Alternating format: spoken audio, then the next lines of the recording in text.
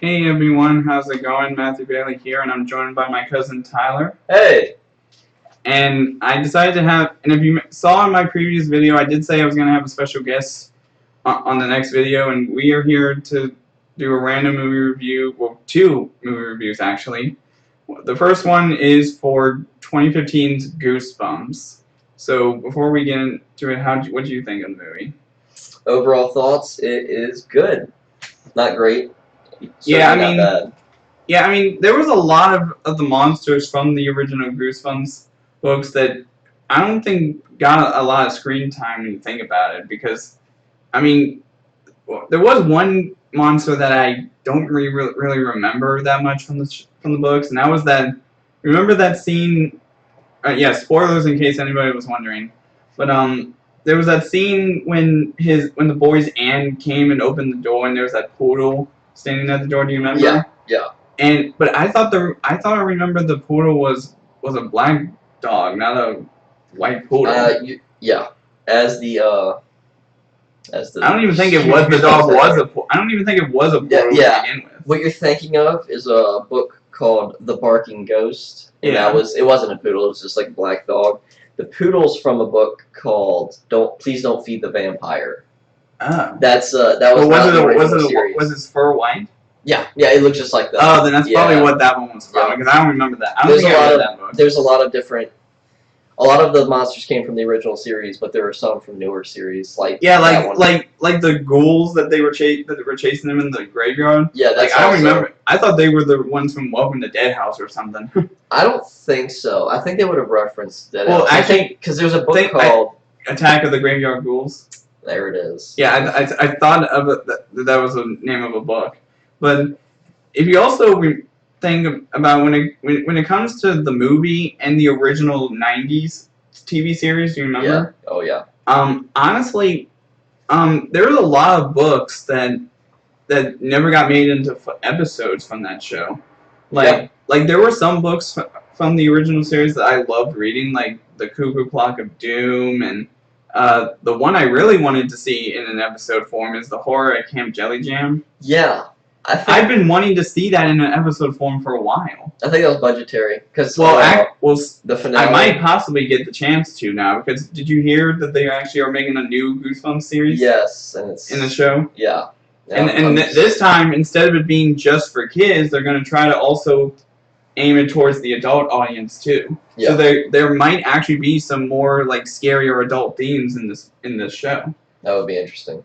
Yeah, I'm curious, because they might actually try to do it right this time. They might actually make an episode out of every single book, probably in order, or whatever. Because I noticed that they made them completely out of order in the original show. Yeah, the first episode. Because Welcome to Dead House was like the last episode of the last season. Despite being the first book. Yeah, the first book. I think the only books that were in the first season were like Stay Out of the Basement and. Monster Blood I don't think was until the second season, because there were 3 seasons, I think, of the original show. 3 or 4. I'm not sure. I never really paid attention to the order of the seasons. I just watched it in order of the books. Yeah, but yeah, when it comes to the cast or whatever, how do you think they did? Dylan Minnette was great. The cast of the Dylan Minnette. I thought it was. Anyway, I'm thinking of the guy from Maze Runner, Dylan O'Brien. Dylan Minnette. He's a great actor. He's Yeah, I think he got his start in Prisoners. Yeah, and I think he also showed up in a few of the R.L. Stein's The Haunting Hour show too. Yeah, there was one episode I think he showed up in. Yeah, Brush of Madness. But he started. I'm pretty sure his first movie was Prisoners. Then he got big in Goosebumps, and then he got 4 seasons of 13 Reasons Why. Yeah, I mean, and the one thing that really surprised me when it comes to the cast members was the character of Hannah. It was easily total shocking twist at near the end when it's sort of revealed that she's not actually real, that she's one of the monsters. Yeah, I thought that was easily. I think she's from I think if I had to guess the name of the book she's from, it's The Ghost Next Door, right? Correct. Yep. Hannah. Oh yeah, Fairchild is her name. But in the movie, she calls her last name Stein. Yeah. They playing it off like it's Stein's daughter, but yeah. That was one of my favorite parts of the movie entirely, was that little twist. Yeah, the one thing that sort of made that didn't really make sense to me when it comes to the cast was the other boy character in the movie, Champ. Champ. Yeah, and like why would his full name be Champion? Like I don't think anybody has ever actually named their character. Maybe the Champ part probably, but not the full name being Champion. Yeah, I don't know. He was a funny character though. It fit his personality. Yeah, and I don't know if this is rumors true, but I could have sworn I saw on some of the news reports, like when they first made the movie, whatever, that he has actually portrayed even girl characters in certain movies because of the way his teeth look. Or unless that was just a problem, the way that his teeth looked in the movie. But he, like, I gotta say, his character was extremely awkward. But the thing that I thought really, the one character that I thought really nailed it in the movie was Jack Black as R.L. Stine. Like, he actually did pull off a pretty good R.L. Stine.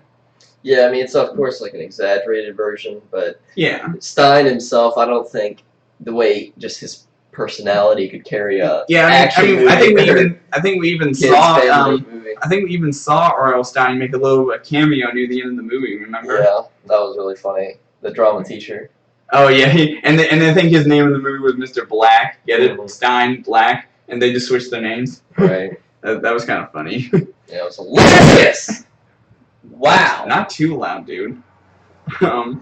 But yeah, I mean, and apparently both audience and critics actually loved the movie. They thought it was a good. I do know some people who weren't a fan, but yeah, but I think most people can agree the first was better than the second. Yeah, and we're also going to be reviewing that one in just a second. But when you think about giving the Goosebumps movie a rating from 1 to 5, 5 being the best, what would you probably give it? 3.5. Yeah, I would say between 3.5 to 4. I thought it did a pretty good job. So I guess we can overall average it to about, say, 3.7 out of 5. Since I kind of gave it like a 4. Yeah. So yeah, I normally go out of 10. So I just did the math. It's like a 7 for me. Yeah, me probably around the same. And now let's move on to the sequel, which is Goosebumps 2: Haunted Halloween. Any thoughts? Major downstep. Yeah, I gotta say, plus, I honestly thought the original cast was supposed to come back in it. That's what I kept hearing after the first movie came out. They said that they were signed on for a bunch of sequels, or I think multiple sequels. I don't know how many specifically, but they were signed on for other sequels to the movie. And the only person that actually came back from the original cast was Jack Black as R.L. Stine, but hardly in the movie as much as he was during the first one. Right. And he barely even took part in the actual action, because by the end of the movie, he freaking it's already done. Like, they already stopped the monsters. I thought that was totally unnecessary to even include him. Well, like, the one part of that scene that was mainly important was the girl was trying to be her own writer, and so because he was a writer, she asked him for advice or something, and that's how she got into her college or something. Yeah. And the two other new boy characters, the only upside about those two is that one of them was actually a character who played a kid in the It movie. Yeah. Jeremy Ray Taylor. There it is. Yeah. He played Ben. Yeah, and I'm curious because it seemed like, I wonder if he filmed this movie during the same time he was filming the It scenes that he was doing. The It Chapter 2 specifically. I'd say it's probably after. He looks older in Goosebumps, I think. Well, I mean, I think there were some. Yeah, you're right. Maybe he did film it while he was older, and like the other kid, I forgot his name or the name of his character, but I think Jeremy's character's name was Sunny, I think. Yep. And Madison Iseman as the older sister, like, honestly, she's been in a few other good movies in the past, though. Like she was in the Jumanji Welcome to the Jungle movie, or whatever, but for not really that much long. She was only in the beginning and the end, basically, because the whole focus of that movie was to focus on on the adult Avatar characters. Right. And even Jack Black was in that one too. And honestly, but this movie, I guess her character was really the only mature one in this movie. Madison Eisman's character, because she was the only one trying to be serious about a lot of the stuff, and she was the one willing to try to save her mom, and while possibly sacrificing herself, and the one plot point that didn't make sense to me was the bully that was bullying the two kids. Yeah. Is that at the end of the movie he falls from the sky, and then all of a sudden acts like he thinks he's their friend or whatever, that they were always friends. Yeah. Like, what did those witches do to him after they dragged him up? Did they alter his mind or something? I agree. Guess so. But and honestly, some of the lines that Jack Black did actually provide when he was in the movie, like when he first shows up in the town, and the one line where he says, "My writing was so cliche back then," like, was that supposed to actually be the first book before Welcome to Dead House or something? Like, I just didn't get it. No, he even said, apparently the one book that he wrote was back in, I think they even told you the year in which he stayed in that town, and I don't think he wrote any of the books before that book, because he never actually finished it, remember? Mm. And that's, speaking of the books, even though Slappy did show up in this movie, and so did Jack Black, why didn't they just get him to freaking voice Slappy again? I think if they got Jack Black to also continue voicing Slappy and not just come in as his character, the movie probably would have done a little bit better than it did. Maybe. Because the guy, I don't really know what the guy's name is who was the replacement for the voice of Slappy, but he did a much worse job he did not do as a good job compared to Jack Black voicing the Slappy in the first movie. Yeah. Because I was surprised when I found out Jack Black also voiced Slappy in the movie. Mm. And I think R.L. Stine once again made a cameo in this movie as the principal, I think, of the school that they were staying at. And like that whole love duo between their mom and that weird supermarket guy, like, that didn't really make any sense. That was really cringe. Yeah, and plus when he gets turned into a monster by Slappy, what does he use? The freaking haunted mask. Yeah. But it doesn't just make his face change, it makes his entire body change, which isn't accurate, that kind of body. No.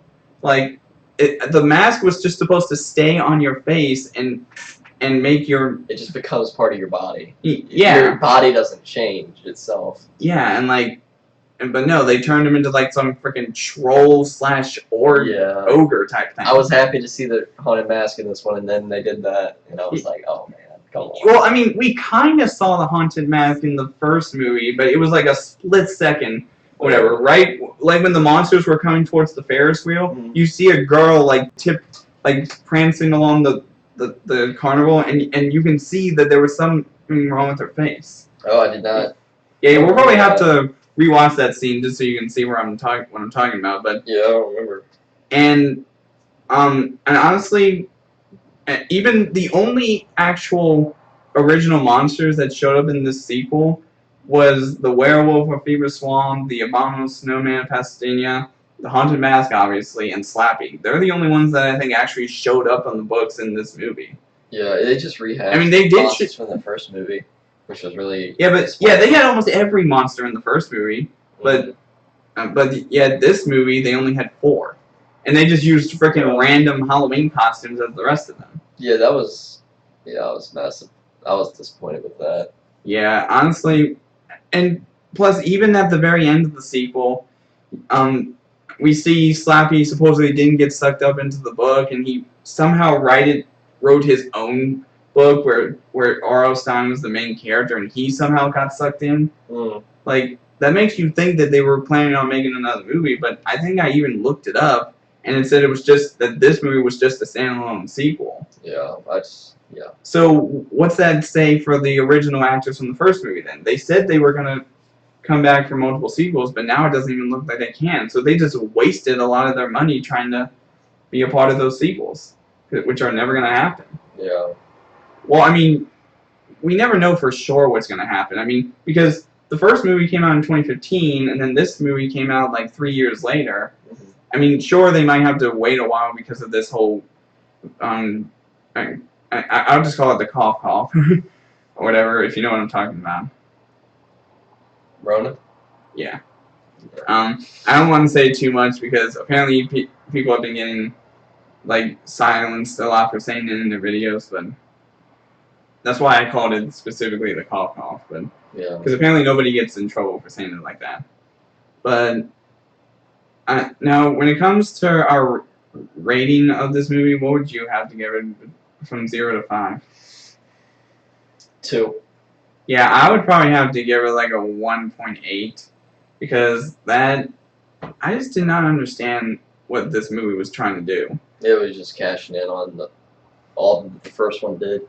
This one was... Yeah, and I don't even think Haunted Halloween was going to be the original title for the movie. I think it was Horrorland, right? Yeah, I think the second movie was supposed to be Horrorland, and then there was supposed to be a third movie had the original cast stayed called Horror World or something, which would have been the last movie, I think. Mm. But now it doesn't even seem like that's going to be the case now because they messed it up, and I don't even think the director of the first movie came back to direct this one. Yeah, I think so that's probably what messed it up. Yeah, it must have been a falling out somewhere over contracts, money, or something. Yeah. I just hope that they make it up at the new show if it actually happens. I heard that it's possible that the new show could be released hopefully by the end of 2022. From what I've heard, because I think once this whole virus thing ends, they're probably gonna start. I mean, I've already heard a lot of different studios have been starting back up their filming, or whatever, and they're going to be finishing filming for 2 Disney Plus shows that are supposed to be coming out in August and December this year, which are actually part of the Marvel Cinematic Universe. So definitely excited about that. So yeah, the first movie we really enjoyed that one, but the second one just was a total misfire. Yeah, like a letdown. So I hope then if they ever, and plus I think these movies were made by Sony, weren't they? Yep. Yeah, I feel like there's a lot of movies that were produced by Sony just by themselves that didn't really turn out well. But the only saving grace that they had was when they partnered up with Marvel and put Spider-Man in the MCU where he belongs. That's the only real solid series. Well, unless you count the Hotel Transylvania movies. Those movies are pretty well. I think those movies are doing okay. And I even heard there's possibly a 4th one coming out in August next year, actually. Oh. However, I don't even know how many they're going to be able to make, though, because one of the actors who didn't actually show up until the second movie, Mel Brooks, who voices Vlad, he's getting pretty old. Like, how on earth are they going to continue making the franchise if he dies? Mel Brooks. Didn't he already die? No. He was in the freaking 3rd movie of Hotel Transylvania that came out the same year as the Goosebumps. I'm thinking of Gene Wilder. Never mind. Oh, yeah. And speaking of actors who have died, I guess we also have to pay tribute to some actors who were legends back in their day, and are pretty famous to where their names were known. Like Robin Williams, of course. He was a pretty good actor in his time. He played in so many good movies. Yeah.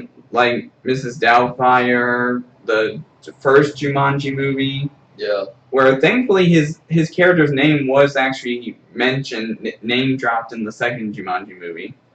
And even there's one actor who actually was around our age that unfortunately passed away last year, Cameron Boyce. Yeah, I remember that. He was a big Disney star. And he started out, I think, when he was around 10 years old. I think. I mean, he was really young when he was in Grown Ups. When he started Disney Channel.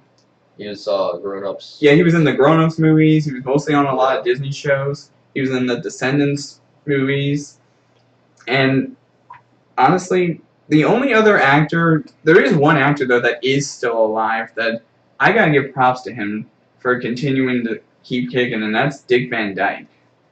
Yeah. Yeah, Dick Van Dyke is he's like 95, I think, right now, and he's still kicking. Mm-hmm. And he's still actually doing his acting career currently. So we'll see what his next big project is. But anyways, that's all for now on this long review. And like I said, I'm Matthew. I'm Tyler. And we'll see all you guys later.